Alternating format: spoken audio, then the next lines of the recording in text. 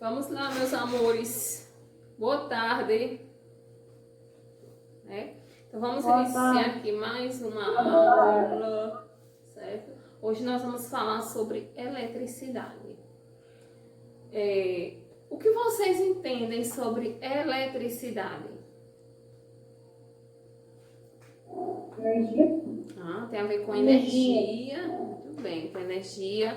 Então veja só, a gente sabe que atualmente, né, a eletricidade ela se tornou fundamental no nosso dia a dia, né? Ela se tornou fundamental para o nosso conforto, né, para o nosso e para o progresso, né, de um país, o progresso, né, da população. Então veja só, quando é que nós podemos perceber a eletricidade? Vocês têm ideia de quando é? Quais são os momentos que a gente percebe a eletricidade? Quando cai um raio. Quando cai um raio. Somente? Quando a gente toma um choque. Quando toma um choque, também pode ser. Outra forma da gente perceber a eletricidade. Quando carrega o celular. Quando carrega um celular. O que mais? Quando liga a TV. Quando liga a TV, muito bem. Quando liga uma lâmpada. Quando liga uma lâmpada, né? Quando, por exemplo, você também coloca as coisas na geladeira e ela gela. Então, tudo isso aí são provas de que a eletricidade existe, né? São provas de que percebemos a sua existência, não é isso? Então, no nosso dia a dia, a eletricidade ela é utilizada dessas formas para fazer com que os eletrodomésticos funcionem, certo? Aí alguém me disse assim, que uma forma de perceber a eletricidade são os raios da natureza, não é isso? Então, na natureza, nós podemos perceber a eletricidade também. De que forma? Quando cai o quê? Um raio, né? Como vocês falaram, que um raio, ele também é uma forma de eletricidade, certo? Então, a eletricidade ela pode ser percebida além, né, de quando se colocam aparelhos de eletrodomésticos para funcionar. Na natureza é quando você vê os raios. Então veja só, e essa corrente elétrica, né, que um raio, o que é que acontece? Ela é muito mais forte do que uma corrente elétrica da eletricidade, né, que nós utilizamos na nossa casa. Ela é muito mais forte. Então, a eletricidade de um raio, ela tem muito mais força do que a eletricidade da nossa casa, tá bom? Então, por isso que se diz que quando você estiver em algum local, que você vê que cai raios, né, diz que você não deve ficar embaixo de árvores, né, nem em locais muito abertos. Se você estiver em um local, né, que possa cair raio e você estiver dentro de um carro, né, você tem que fechar os vidros, que isso evita, né, com que você tome um choque. Porque o choque de um raio, ele é mais forte do que o choque da energia elétrica. Então, veja só, o caminho, quais são os caminhos que uma eletricidade percorre? Como é que ela vai chegar até a nossa casa? Né? Aqui no Brasil... Diga, pode falar. Não pode falar. Então, no Brasil, a maior parte da energia elétrica, ela é usada, que nós usamos aqui, ela é gerada em usinas hidrelétricas, certo? Então, a usina hidrelétrica, ela produz essa energia elétrica que chega na nossa casa. Agora, de que forma, né? Nas usinas hidrelétricas, o que é que acontece com a água? Ela sofre uma queda, certo? Então, a força dessa queda faz com que as turbinas girem. Quando essas turbinas giram, elas vão acionar os geradores, que vão transformar essa energia mecânica em energia elétrica, certo? Então, quando os geradores começam a se movimentar, o que é que acontece ali? A energia mecânica. Então, a partir da energia mecânica, né, a força do gerador ele vai gerando cada vez mais forte e esse movimento vai gerar a energia elétrica. Então, e apesar de ser uma forma de obtenção de energia, ela é pouco poluente. Então, esse tipo de energia que é produzida em usinas hidrelétricas, elas são menos poluentes do que outros tipos de energia, certo? Mas mesmo assim, elas não estão isentas de problemas ambientais, né? Mesmo assim, elas podem causar alguns problemas ambientais, né? Por quê? Porque quando se vai construir uma usina hidrelétrica, é preciso fazer o quê? Alagamentos em grandes áreas. Então, quando vão se fazer isso, o que é que pode acontecer? Animais daquele local podem morrer, né? Vai ter que desmatar aquele local.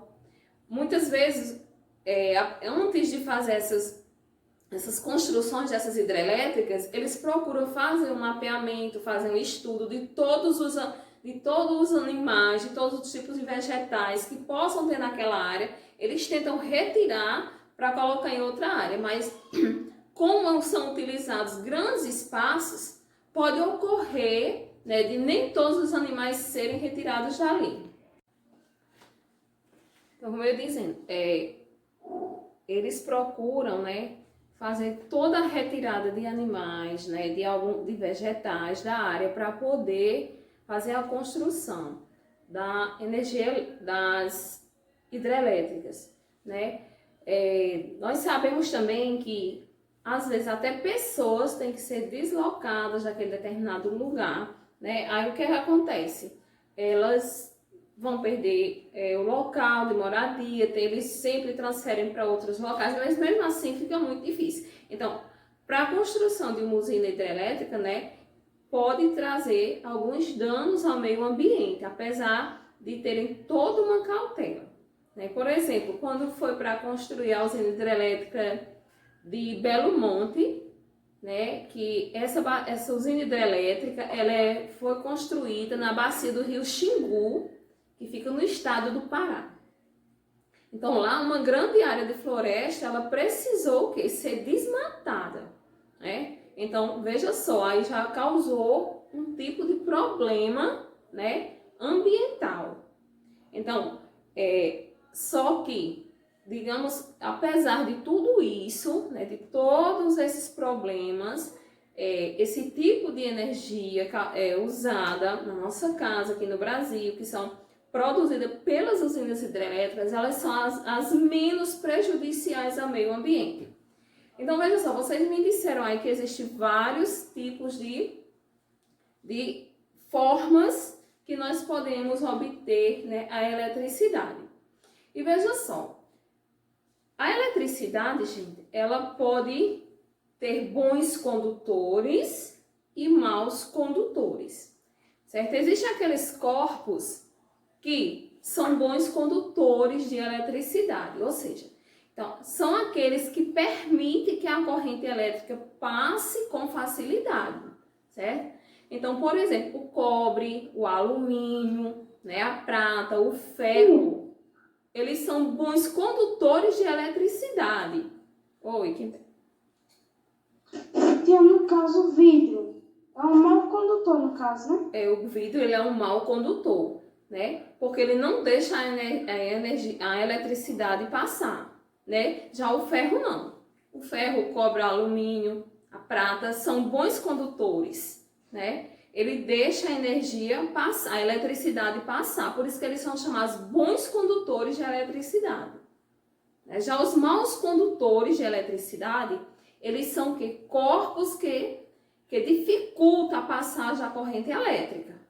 Por quê? Porque eles são conhecidos como materiais isolantes, né? Como exemplo, a gente pode citar a madeira, a borracha, o isopor, o plástico, o vidro, como você falou aí, Emanuel, também ele é um mau condutor de eletricidade, porque nenhum desses objetos deixa a corrente elétrica passar, certo? Você não... Quando vai mexer com energia, a gente importa a sandália? Com certeza. Quando se você for fazer alguma coisa, né, com energia elétrica, você não deve estar com os pés descalços. Veja só. Tia, Oi. a latinha, ela é mal ou bom? A lata, aquela latinha, Sim. ela é um bom condutor. É um alumínio. O alumínio ele é um bom condutor de energia. A eletricidade passa, ele deixa a eletricidade passar. Continuando, João, como você perguntou. Por exemplo, essas pessoas que trabalham com eletricidade, geralmente o que é que eles usam quando vão trabalhar? Usam o quê? Botas de borracha, né? Capacetes, luvas, né? Às vezes até roupas especiais. Por quê? Para que a eletricidade não passe e eles não tomem um choque, né? Porque você sabe, se o material for um bom condutor de eletricidade, corre o risco de você sofrer um choque. E um choque pode levar até a morte, né? Então, veja só, os fios que transportam a corrente elétrica, né, eles são feitos de cobre, né? Então, essa a fiação, né, que é colocada nas residências, a gente, o que acontece? Vocês veem que ela é encapada com uma borracha, né, ou com um plástico. Mas por quê? Mas dentro tem o quê? O fio de cobre, certo? O cobre ele é um dos maiores, né, o melhor condutor de energia, certo? Ele é bastante potente para passagem da eletricidade. Então, por isso que eles são construídos com cobre, né? E esse cobre ele é encapado com borracha ou plástico, né? Para revestir. Para quê? Para evitar que as pessoas tomem um choque elétrico. E veja só, o que é um circuito elétrico, né? O circuito elétrico, para que um aparelho funcione, é preciso que a corrente elétrica percorra o caminho que está fechado dentro dos fios. Então, isso aí é chamado de quê? De circuito elétrico. É todo esse caminho que a corrente elétrica percorre dentro do fio, né? E não tem interrupção. Então, quando não existe a interrupção, o circuito elétrico, ele acontece de forma instantânea, certo? Por exemplo, eu vou mostrar aqui esse exemplo de uma pilha, certo?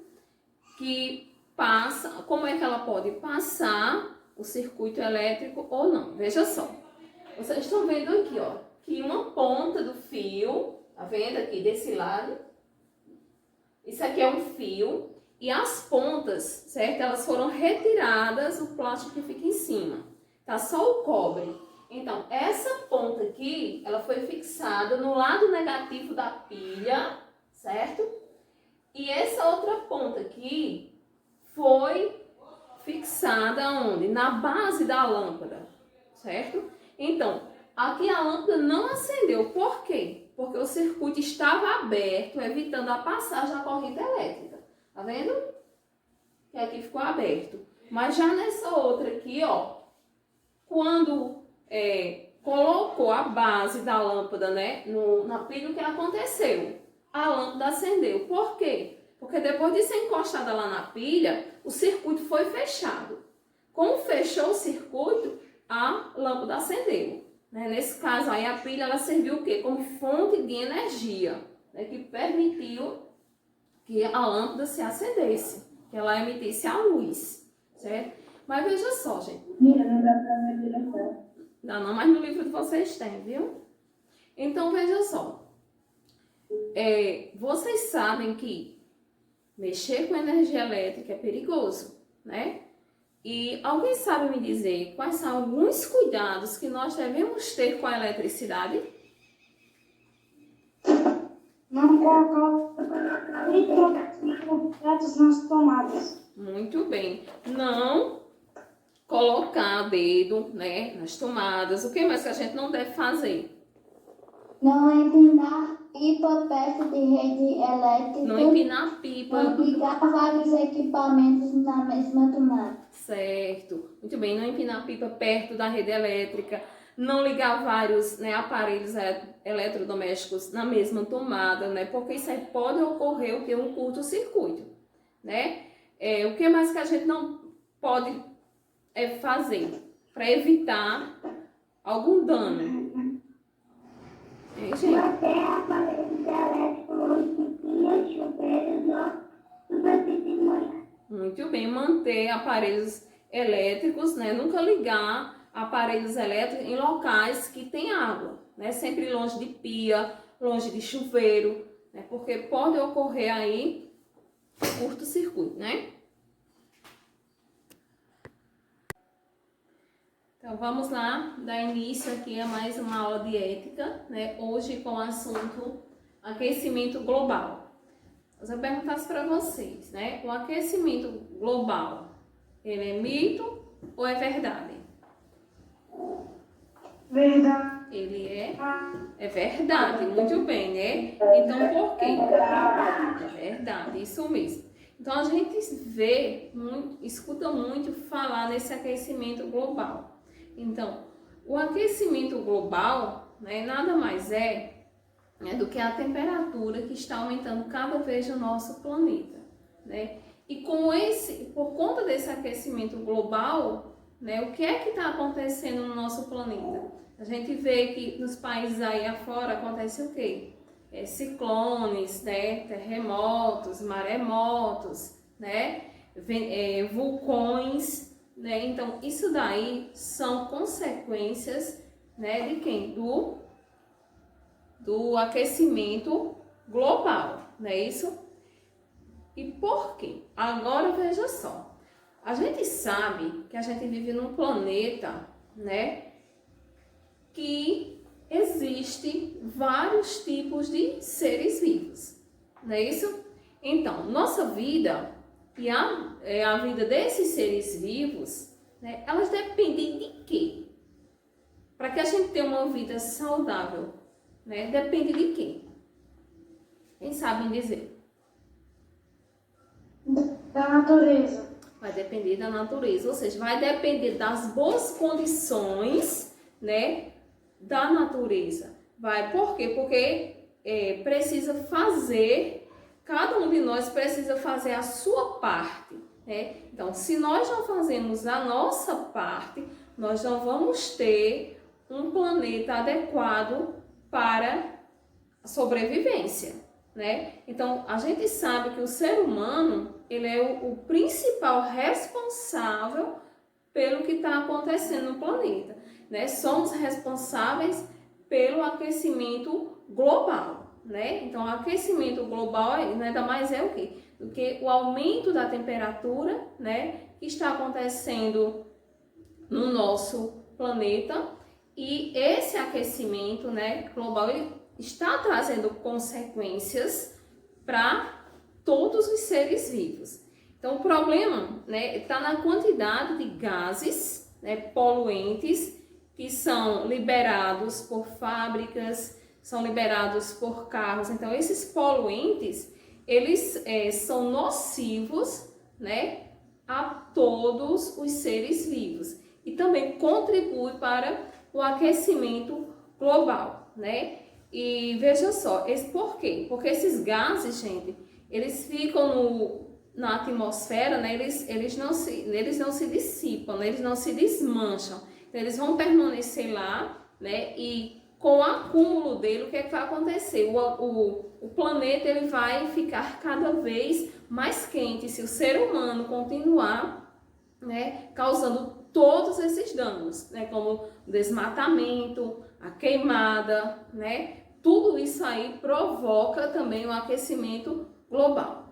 Então, é importante que nós devemos entender que somos, por exemplo, cidadãos planetários. Por que nós somos cidadãos planetários? Digamos que ocorre uma queimada aqui no nosso estado, na Paraíba. Essa queimada, ela vai prejudicar só o nosso estado? Vocês acham que só? Hein, gente? Não. Não, ela não vai prejudicar. Não, eu por causa que igual queimada da Amazônia, que não só prejudica lá, como em vários outros países. Exatamente. Né? Não vai prejudicar só aquele local, vai prejudicar o planeta inteiro, como o exemplo que você citou aí, né, Kerrison? Queimada lá na Amazônia, né? Ela teve consequências para o planeta todo. Ô, João. João? Aí tipo assim, se você queimar ou desmatar a Amazônia, aí o ar vai ficar mais poluído, né? Exatamente, porque quanto mais floresta desmatada, mais o ar vai ficar poluído. É porque a floresta, as plantas, ela ajuda, né, digamos assim, no ar mais puro. Onde mais tem árvore, o ar é mais puro, certo? Então, com essas queimadas, com essas derrubadas de árvore, o que acontece? O ar vai ficar poluído, né? Vai ficar mais poluído. E o aquecimento global, ele é uma situação prejudicial para a vida, né, na Terra. Então, daí a necessidade dos cuidados ambientais, né, o controle, né, com a derrubada de árvores, o controle com a queima de combustível, tudo isso aí deve ter controle para poder amenizar o efeito desse aquecimento global, né? E veja só, por exemplo, vocês estão vendo essa imagem aqui que eu coloquei aqui, tá vendo? Observem essa imagem aí bem direitinho. O que é que vocês estão vendo nela? Vocês estão vendo essa imagem? As pessoas jogam lixo na rua. Estão vendo aí, né? As pessoas, né? Jogando lixo, né? Esse local que eles estão jogando esse lixo é um lugar certo ou um lugar indevido? Indevido. Então veja só, gente. Eles estão contribuindo para quê? Qual a contribuição que eles estão dando aí para o ambiente? Para o crescimento global. Muito bem. Uma das causas, né? Um dos motivos do aquecimento global é isso aí também, né? Jogar lixo em local indevido. Então, o ser humano ele é quem está destruindo o seu próprio, né, ambiente. Veja só, imagine uma pessoa fazendo isso aí, né? Num local, né? Jogou aí. Se chover, o que é que pode acontecer com esse lixo aí que ele jogou aí? Esse lixo ele pode escorrer. O lixo pode vir aos rios. Muito bem. Esse lixo ele pode, né? A enxurrada pode levar esse lixo para os rios, pode levar para os bueiros e entupir os bueiros, né? Imagine aí, gente, se isso acontece num local, né? A chuva, né? Então, o bueiro vai ficar entupido, vai acontecer o que aí, minha gente? Vai acontecer um alagamento, né? Um enchente. Então, veja só. Imagine uma pessoa só fazendo isso. Agora, imaginem, gente, várias pessoas, né, no planeta tendo um ato desse. Hein? Como é que vocês imaginam que vai ficar o planeta? Hein? Como será que fica? Vai ter boas consequências ou maus consequências?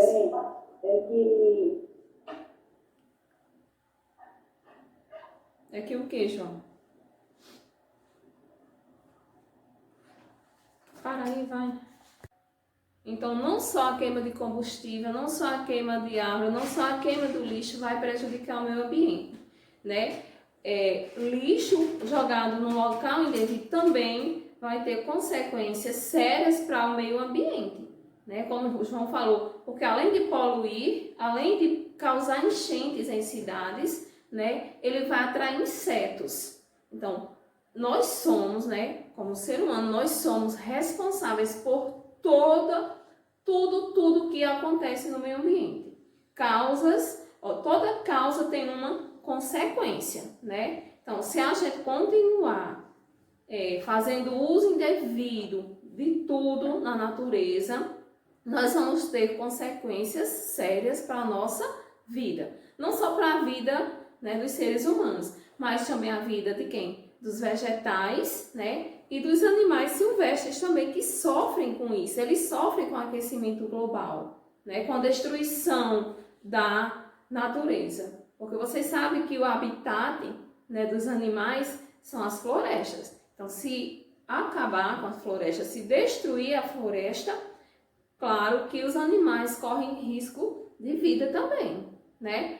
Muitas vezes, quando ocorrem essas queimadas, né, nas florestas, a gente vê, né, uma grande quantidade de animais sendo mortos, né? Pelo fogo, pela fumaça. Então, cabe a nós, né, tomarmos consciência e começar a cuidar mais do meio ambiente, né? A gente diz, mas eu sozinho não posso salvar o mundo. Não, mas se cada um fizer a sua parte, né, com certeza um dia nós vamos ter coisas melhores, né? O futuro será melhor, né? O ambiente terá um ar mais puro, né? Os animais, né, terão suas florestas para viver e nós também vamos viver em paz.